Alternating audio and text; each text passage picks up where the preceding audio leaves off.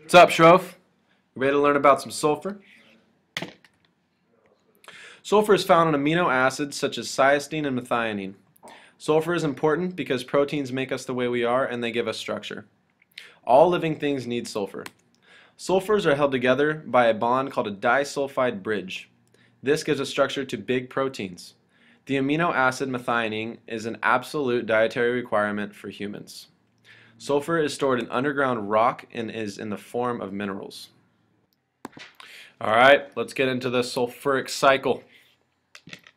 The sulfur cycle includes both gases and solids. Hydrogen sulfide gas is released into the atmosphere by volcanic eruptions and hot springs. Sulfur dioxide gas is released into the atmosphere by volcanoes and also forms when dimethyl sulfide reacts with oxygen gas.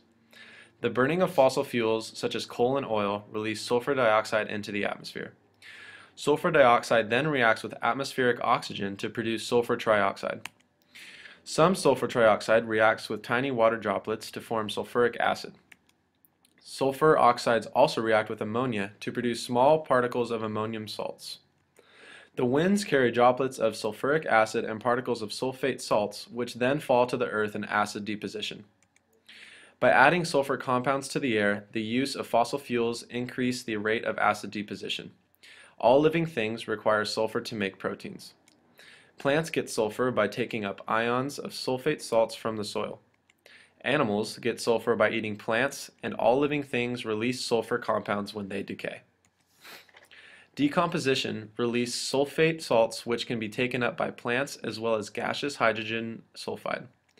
Some hydrogen sulfide enters the atmosphere.